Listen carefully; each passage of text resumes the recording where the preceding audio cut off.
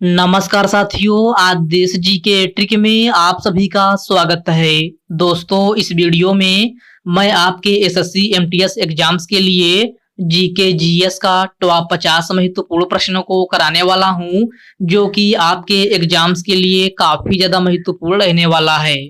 तो साथियों, इस वीडियो को आप बड़ी ही ध्यानपूर्वक एंड तक जरूर देखिएगा। तो साथियों, आज का पहला प्रश्न है, वर्ष 1930 में दलित वर्ग एसोसिएशन की स्थापना किसने की थी? ऑप्शन है जवाहरलाल नेहरू, भीमराव अंबेडकर, महात्मा गांधी और ऑप्शन डी है बाल गंगाधर तिलक।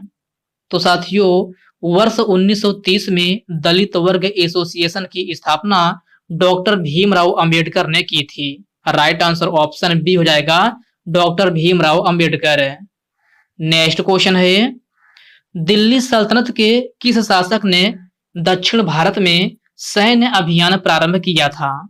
इसका ऑप्शन है इल्तुतमिश, चंद्रगुप्त मौर्य, कुमारगुप्त और ऑप्शन डी है अलाउद्दीन खिलजी।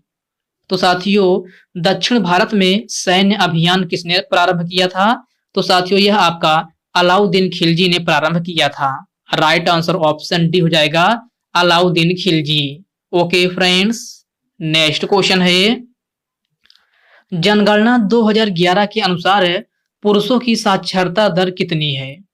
तो साथियों, जनगणना 2011 के अनुसार पुरुषों की साक्षरता दर 82.14% है। कितना? 82.14% है। अर्थात इस प्रश्न का करेक्ट आंसर ऑप्शन सी हो जाएगा। अगला प्रश्न है, शीतकालीन ओलंपिक खेलों का आयोजन कितने वर्षों के अंतराल में किया जाता है?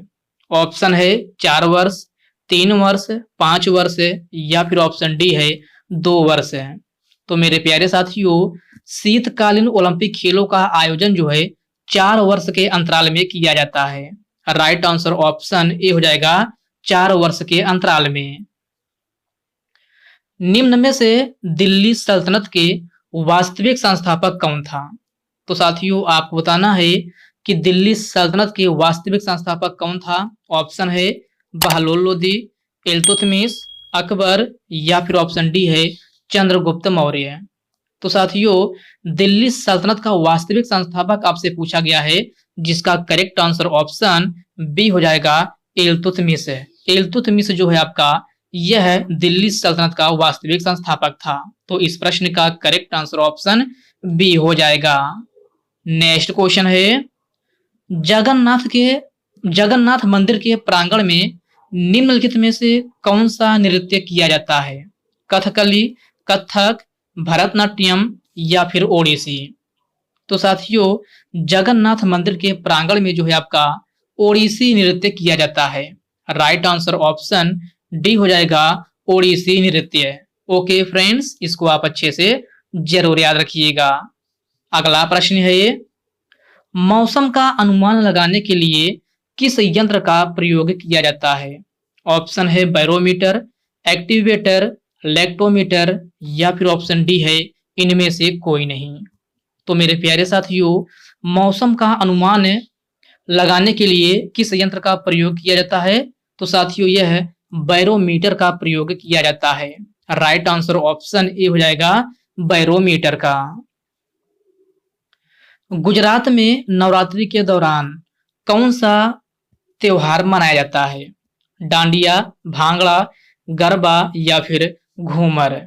तो साथियों, गुजरात में नवरात्रि के दौरान कौन सा त्योहार मनाया जाता है? तो प्यारे साथियों, यह आपका गरबा त्योहार है, जो कि नवरात्रि के दौरान मनाया जाता है। तो इस प्रश्न का करेक्ट आंसर ऑप्शन सी हो जाएगा, गरबा त्योहार।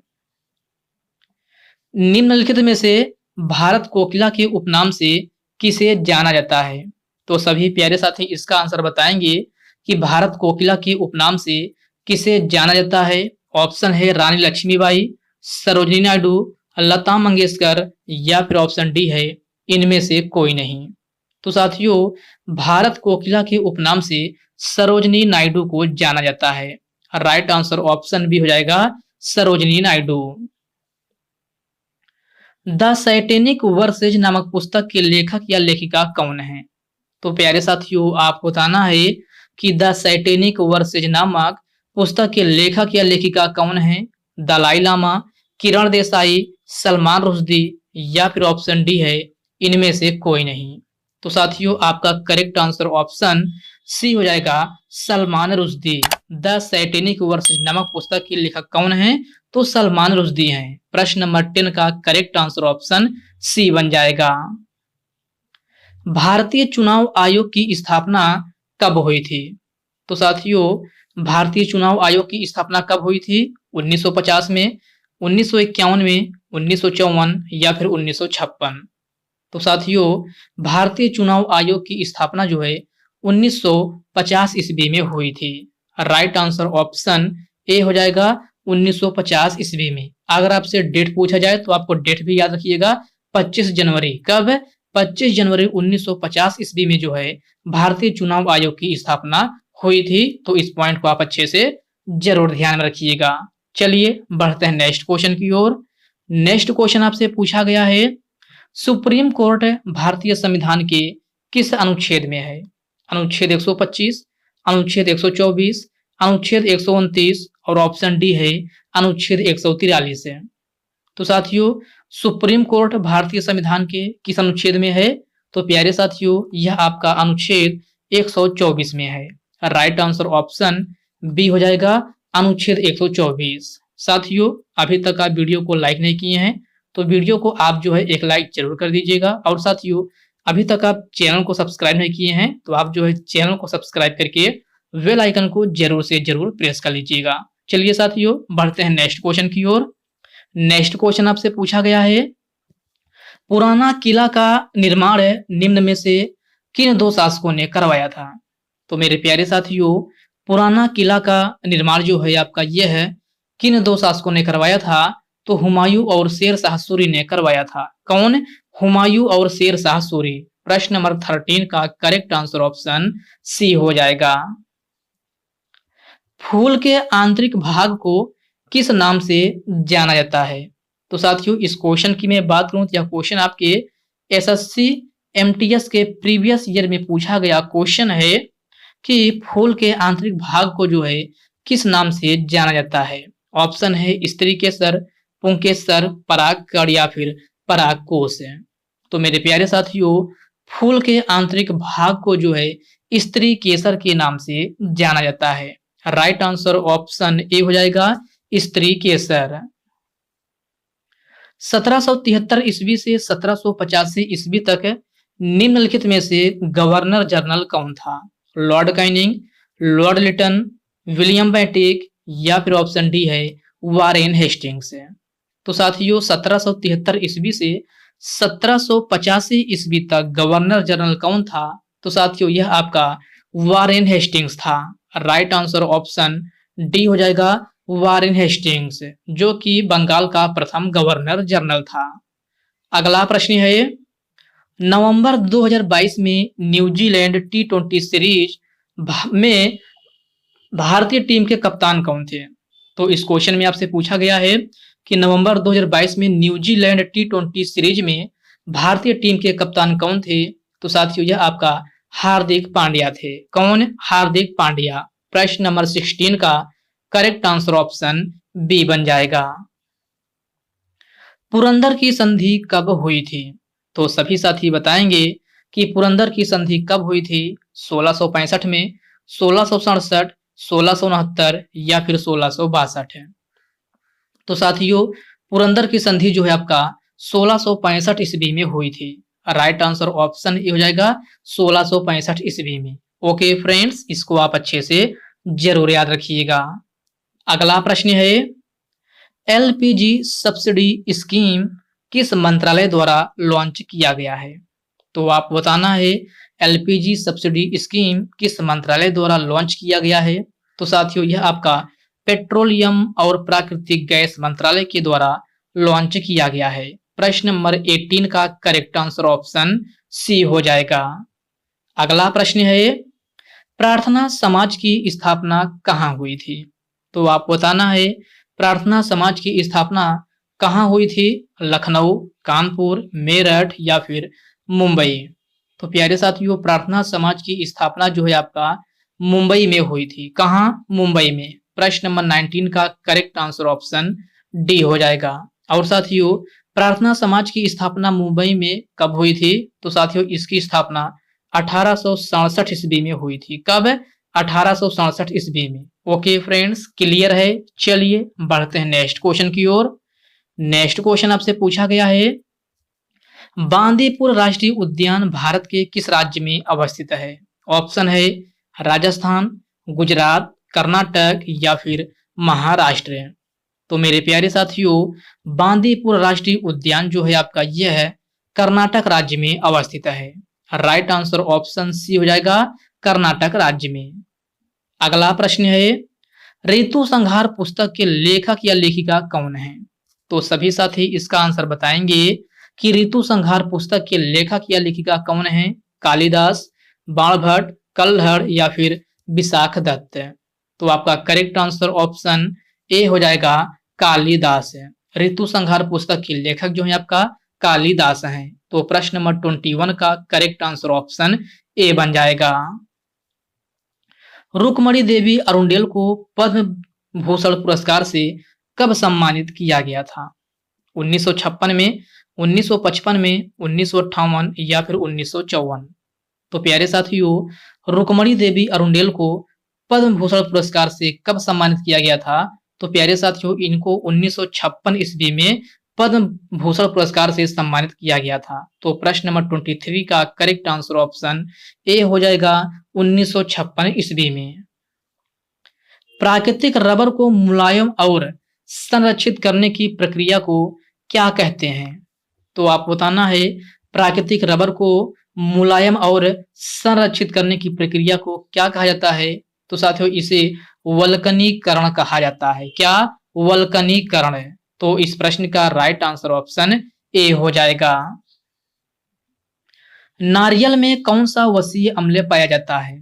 तो साथियों, इस क्वेश्चन की मैं बात करूं तो यह भी क्वेश्चन आपके एसएससी एमटीएस के प्रीवियस ईयर में पूछा गया क्वेश्चन है कि नारियल में जो है कौन सा वसीय अम्ल पाया जाता है?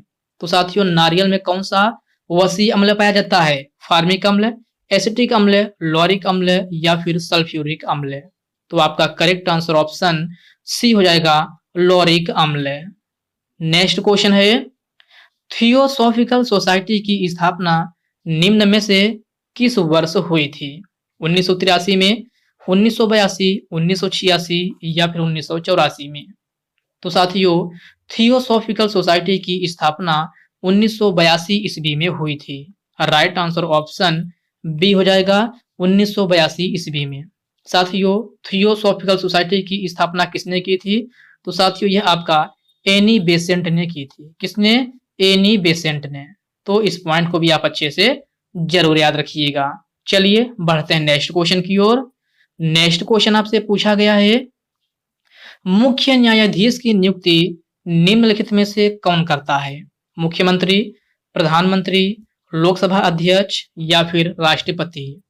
तो प्यारे साथियों, मुख्य न्यायाधीश की नियुक्ति जो है आपका यह है कौन करता है? तो राष्ट्रपति करता है। राइट आंसर ऑप्शन डी हो जाएगा, राष्ट्रपति। मोहिनी अट्टम नृत्य शैली भारत के किस राज्य से संबंधित है? ऑप्शन है असम, कर्नाटक, केरल या फिर राजस्थान। तो साथियों, मोहिनी अट्टम नृत्य शैली जो है आपका केरल राज्य से संबंधित है। राइट आंसर ऑप्शन सी हो जाएगा, केरल राज्य से। ओके फ्रेंड्स, इसको आप अच्छे से जरूर याद रखिएगा। निम्न में से रामकृष्ण मिशन के संस्थापक कौन हैं? तो आप बताना है, रामकृष्ण मिशन के संस्थापक कौन हैं? तो साथियों, यह आपका स्वामी विवेकानंद है। कौन? स्वामी विवेकानंद। प्रश्न नंबर 31 का राइट आंसर ऑप्शन ए हो जाएगा, स्वामी विवेकानंद। दशहरा को अन्य किस नाम से जाना जाता है? तो आप बताना है, दशहरा को अन्य किस नाम से जाना जाता है। यह भी आपके एसएससी एमटीएस के प्रीवियस ईयर में पूछा गया क्वेश्चन है कि दशहरा को जो है अन्य किस नाम से जाना जाता है। तो साथियों, इसको विजयदशमी के नाम से जाना जाता है। राइट आंसर ऑप्शन ए हो जाएगा, विजयदशमी। विटामिन बी की कमी से होने वाला रोग कौन सा है? तो विटामिन बी की कमी से कौन सा रोग होता है? तो साथियों यह आपका बेरी बेरी रोग होता है। राइट आंसर ऑप्शन सी हो जाएगा, बेरी बेरी रोग है। साथियों विटामिन बी का रासायनिक नाम क्या होता है? तो थायमिन होता है। तो इस पॉइंट को भी आप अच्छे से जरूर याद रखिएगा। The history of British India किसने लिखा है? तो सभी साथी बताएंगे कि the history of British India किसने लिखा है? तो साथियों यह आपका जेम्स मिल के द्वारा लिखा गया है। राइट आंसर ऑप्शन ए हो जाएगा, जेम्स मिल। सबसे ज्यादा साक्षरता दर वाला केंद्र शासित प्रदेश कौन सा है? तो प्यारे साथियों आप बताना है सबसे ज्यादा साक्षरता दर वाला केंद्र शासित प्रदेश कौन सा है? तो साथियों यह आपका लक्षद्वीप है। राइट आंसर ऑप्शन डी हो जाएगा, लक्षद्वीप। हम्पी नृत्य महोत्सव भारत के किस राज्य में मनाया जाता है? इसका ऑप्शन है राजस्थान, कर्नाटक, महाराष्ट्र या फिर गुजरात। तो साथियों हम्पी नृत्य महोत्सव जो है आपका यह है कर्नाटक राज्य में मनाया जाता है। राइट आंसर ऑप्शन बी हो जाएगा, कर्नाटक राज्य में। निम्नलिखित में से grand old man of India किसे कहा जाता है?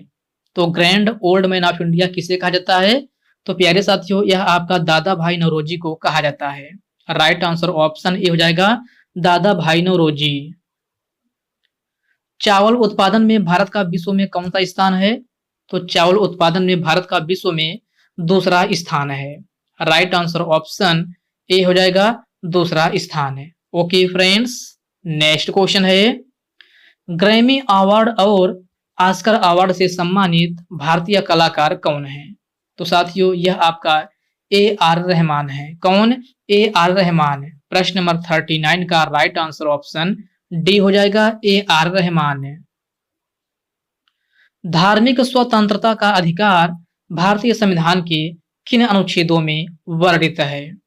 तो साथियों धार्मिक स्वतंत्रता का अधिकार भारतीय संविधान के किन अनुच्छेदों में वर्णित है? तो प्यारे साथियों यह आपका अनुच्छेद 25 से लेकर 28 तक वर्णित है। राइट आंसर ऑप्शन बी हो जाएगा, अनुच्छेद 25 से लेकर 28 तक है। पद्म अवार्ड से सम्मानित सुधा सिंह का संबंध किस खेल से है? ऑप्शन है एथलेटिक्स, लॉन टेनिस, मुक्केबाजी या फिर तैराकी। तो साथियों पद्म अवार्ड से सम्मानित सुधा सिंह का संबंध जो है इनका संबंध एथलेटिक्स से है। किससे? एथलेटिक्स है। तो प्रश्न नंबर 41 का करेक्ट आंसर ऑप्शन ए बन जाएगा। अरब सागर में गिरने वाली नदी कौन सी है? तो अरब सागर में गिरने वाली नदी कौन सी है? नर्मदा नदी, ताप्ती नदी, ए और बी दोनों, या फिर ऑप्शन डी है इनमें से कोई नहीं। तो साथियों अरब सागर में गिरने वाली नदी नर्मदा नदी और ताप्ती नदी दोनों है। तो प्रश्न नंबर 42 का करेक्ट आंसर ऑप्शन सी हो जाएगा, ए और बी दोनों। तीसरे भारतीय खिलाड़ी कौन है जो टेनिस के क्षेत्र में ओलंपिक में मेडल जीता? तो साथियों तीसरे भारतीय खिलाड़ी कौन है जो टेनिस के क्षेत्र में ओलंपिक में मेडल जीते हैं? इसका ऑप्शन है सुमित नागाल, कार्लोस अल्कराज, विश्वनाथ आनंद या फिर ऑप्शन डी है इनमें से कोई नहीं।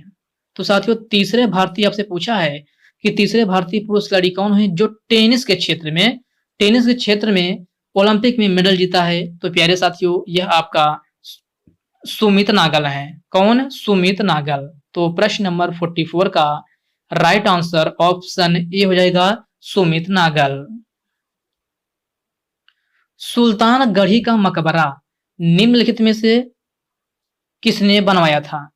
तो इस प्रश्न में आपसे पूछा गया है कि सुल्तानगढ़ी का मकबरा जो है निम्नलिखित में से किसने बनवाया था? इसका ऑप्शन है अकबर, बलबन, अशोक या फिर इल्तुतमिश है। तो साथियों सुल्तानगढ़ी का मकबरा जो है आपका यह है इल्तुतमिश के द्वारा बनाया गया था। राइट आंसर ऑप्शन डी हो जाएगा, इल्तुतमिश है। ओके फ्रेंड्स, इसको आप अच्छे से जरूर याद रखिएगा।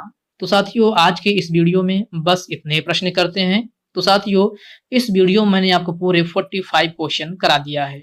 तो साथियों यह वीडियो आपको कैसी लगी आप कमेंट बॉक्स में कमेंट करके अपना फीडबैक जरूर दीजिएगा। और साथियों यह वीडियो आपके लिए थोड़ा हेल्पफुल लगा हो तो इस वीडियो को लाइक कर दीजिए, अपने साथियों के साथ शेयर कीजिए। फ्रेंड्स अभी तक आप चैनल को सब्सक्राइब नहीं किए हैं तो आप जो है चैनल को सब्सक्राइब करके बेल आइकन को जरूर से जरूर प्रेस कर लीजिएगा। तो चलिए साथियों, इसी के साथ हम मिलते हैं किसी नेक्स्ट वीडियो में। तब तक के लिए जय हिंद दोस्तों।